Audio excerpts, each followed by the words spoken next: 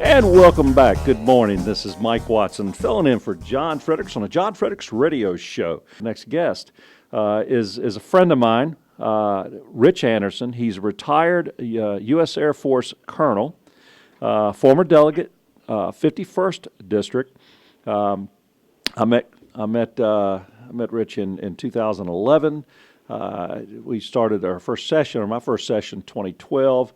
Worked with him on a few things. Matter of fact, Rich is the one that brought to me and gave me an opportunity to co-patron with him a bill that helped get our veterans additional training and getting the barrier between our vets coming in, out of the armed services looking for employment and the employers and putting them together and really developing a program. I was proud to be able to co-patron that with Rich and so many others. And now Rich Anderson is a candidate for the chair of the Republican Party of Virginia. Rich, good to have you with me this morning. Well, good morning, Mike. Good to be with you. You're the Godzilla of truth for a day. For a day. Oh, well, I'd like to think maybe a little more than that, but I guess John's got that label. But, well, Rich, listen, I appreciate you being with me. And I don't know how much you heard, if you heard Delegate Hitt and I on here earlier, talking about some of the bills that have become law and will take effect tomorrow. And it's some of the things we've not been used to seeing here in the state. And that is, a result of, elections have consequences. You're running for chair of the Republican Party of Virginia. Correct. Because you want to see some change in how the Republican Party is doing business. Let's start first, though, and talk about what is the act, because a lot of folks tend to think, you know what, that's a part of government. I should be allowed to vote in a primary or this or that or whatever, regardless of how to think. And in North Carolina, we had, when I lived there for a few years, we had register by party, and then independents got to vote in either primary. And here we just got, no registration by any party, and I think it leads to a lot of issues we have sometimes with, what would seem closed conventions and things like that. But if you would first talk real quick about what is the purpose, and we'll just right now say Republican, what is the purpose of the Republican Party in your eyes? Well, the purpose of the Republican Party is to fight and win. The purpose of the Republican Party is to ensure that good, conscientious, results-oriented conservatives are brought into public office and to produce positive policy outcomes, particularly in the General Assembly. That's really the reason. It's even not about elections. The end game is thoughtful, intelligent policy outcomes. That's exactly what it is, and the party must be the vehicle that takes our candidates there. Well, that sounds like a great role, and I agree with you. And they should be helping recruit candidates, should be helping support, educate candidates, and educating the public about candidates. And ultimately, it's about, the Republican Party, just like the Democrat Party is about electing Democrat candidates, the Republican Party is about electing Republican candidates. Problem is, we've not done real good at that lately. The last two state level, the odd year elections, have been disasters for us, to say the least. Last statewide election, again, probably got another one coming up in November. So what's not working? And I mean, what are we not doing right? Well, what's not working is the party's not working. You and I spent time together in the Virginia House of Delegates, and if you run your memory tapes back, you'll recall that pretty much the belief that permeated the room in the caucus was that we're responsible entirely for this whole election cycle, that the Republican Party of Virginia is only going to be there in tangential ways, and we just didn't have a party infrastructure that was behind us, and it has become an even greater epidemic today, and it's played out in our elections. And so we've got to get a grip on this. This is all about a party being engaged. All right, what specifically needs to change about how the Republican Party of Virginia operates from the way it's been operating for the last decade? Well, first of all, and I've heard this from hundreds and hundreds of people across the state, whether I've traveled there physically or whether I've talked to people by phone or have received emails, or text messages. First of all, the party leadership has to change. We have to change out the chairmanship of the party. Our congressional delegation recognizes that and have all endorsed me. I've spent a great deal of time with them discussing issues for the future. Many in the General Assembly are with me on this effort to rejuvenate and rehabilitate the Republican Party of Virginia. In February, I went down, had a great roundtable session with all the members of the House of Delegates across the hallway, with the Senate of Virginia, and there is universal agreement. But even more than that, it's what I hear with the grassroots people who win elections out in the field. They are our first and foremost line of defense and the ones who produce results. So once we have new leadership, what we've got to do is we have to work hard between now and the remaining months left of this election cycle, 4 months, to do all we can to ensure that President Trump carries the state of Virginia in his reelection as the 45th President of the United States. It's absolutely essential. Secondly, we have to close the gap in a number of areas. We've got to fundraise, I believe, at unprecedented levels.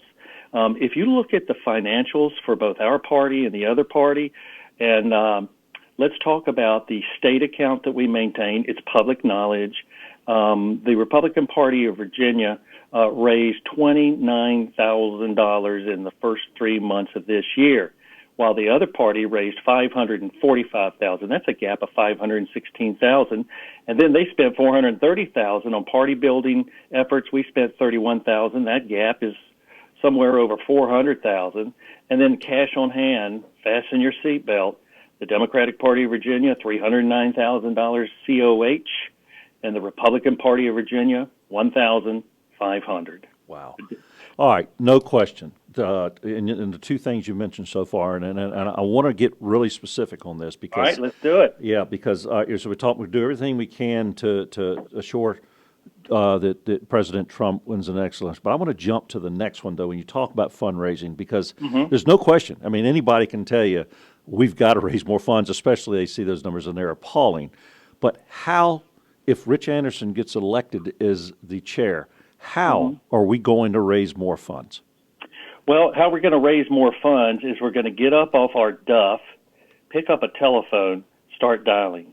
We're going to get on an airplane and go anywhere we have to go in this country to find our large donor supporters.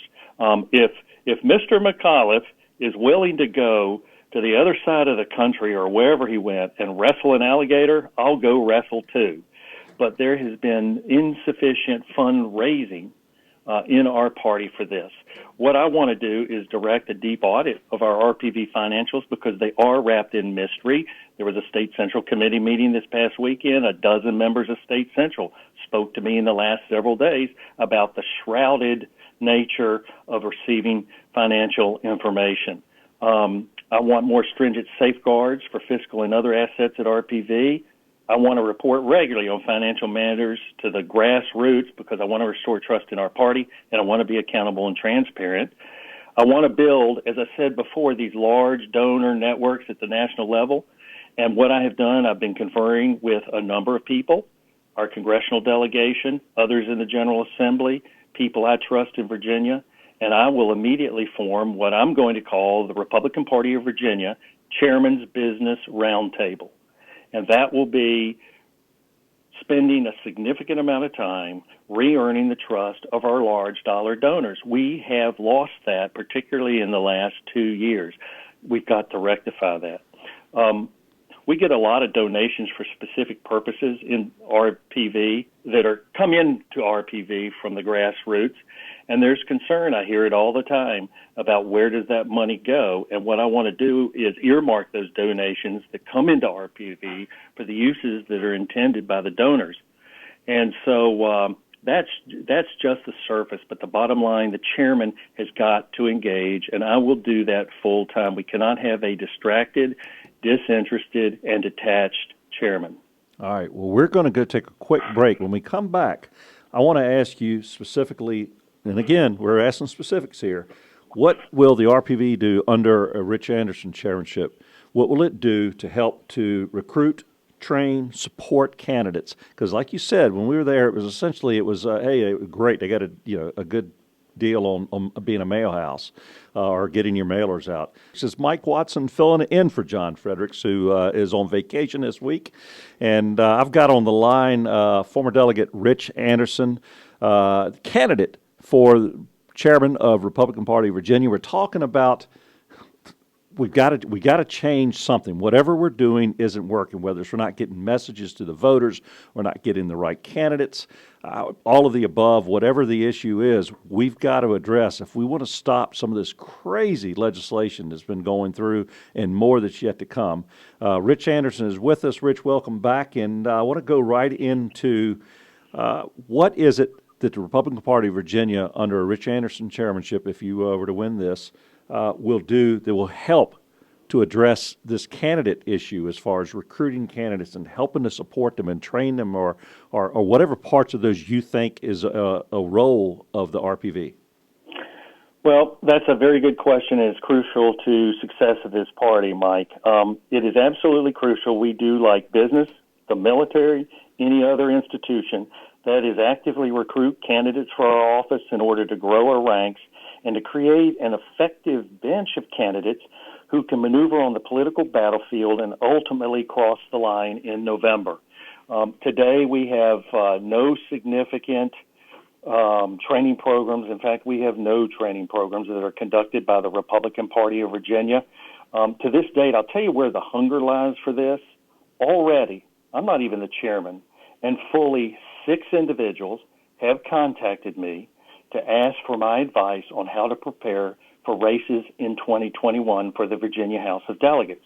So I have spent time on the phone with each of them, and the reason they came to me is by word of mouth. They heard that I'm amenable to spending time talking to candidates, and that just points out the fact that we have got to create these programs. Some of these people tell me they called the Republican Party of Virginia and never received an answer to their inquiry. So I plan to work with the Republican caucus in the Virginia House of Delegates at the appropriate time to do effective recruiting programs and then to put them into a training pipeline. We have a number of organizations. We have a wonderful group that is already focused on the recruiting of conservative women to run for office, and that is picking up the void, the vacuum that was left when the Republican Party of Virginia permitted the Jennifer Byler Institute to atrophy and die on the line. So we've got to do that. We've got to train people. I've spoken to the former governors, Republican governors of Virginia, and one of my messages to them has been, in a rejuvenated RPV environment, I need them to be key players and mentors for these new classes of candidates that we bring in. But I will do all this in consultation with the Republican caucuses in the House and Senate. We have not had any sort of meaningful relationship or partnership between those caucuses and RPV, but it's coming. Well, that's encouraging to hear. It does lead into one other area, and this, regardless of who the chairman is, this is going to be an issue, and I'm curious how you're going to address it. And that is that, look, Republicans are known to be independent thinkers, and so everybody's got their ideal candidate. They've got their issues that mean a lot, or everything to them in some cases.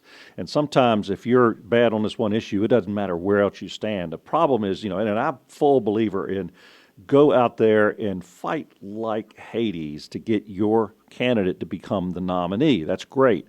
But not everybody's going to be the nominee. It's going to come down to one person representing the Republican Party. How do you get everybody to come together and say, fine, I got 80% I wanted, not 100% I wanted, or 90%, not 100. In some cases, I got 99 but not 100. That's not good enough. That does not work. That does not win elections. How do you bring these folks together? And we got about a minute and a half left. All right, hacked. I got it on my clock. It is absolutely crucial we bring the party together. As you say, our party consists of individuals who cover a broad spectrum of thought and belief to the right of center, and they're independent thinkers. They're not sheeple who simply follow along behind some lone individual without thought about where the party should go. And so The way to bring these people together is, number one, it's leadership. The buck stops on the desk of the chairman of the Republican Party of Virginia, who knows how to lead large organizations. I did that through a 30-year military career. I've led significantly large organizations. We also have to have the chairman be somebody who is willing to pack his suitcase, get on the road, and travel this Commonwealth to spend time with these various and diverse groups. I believe that it starts with the chairman of our local units, and I believe that the chairman, who has little contact actually with those unit chairs, must meet with them frequently, and I would like to do that on a very regular basis. So that's a long game, Mike, but that's a long game that I'm willing to play for our party because it's crucial that we fight and we win again. All right. Last question. We got just a few seconds left. Tell us about the convention. I know it's I'm trying to think of the term that was used. An unassembled, I believe, was convention. It's an unassembled. I think I know what you're going to ask. I'll just blast through it. So when is it? And you got 15 seconds. Okay, 15 seconds says it is going to be on August the 15th, which is a Saturday. Each congressional district will be a polling location. There will be a central location. Details will be announced in about 2 weeks. They will use a uniform ballot, which will let them do a quick count and that sort of thing, and they'll use ranked choice voting. Okay, great information. Rich Anderson, I wish you well. Thanks for your time. Look, we've got to straighten this Republican Party of Virginia out and start winning elections.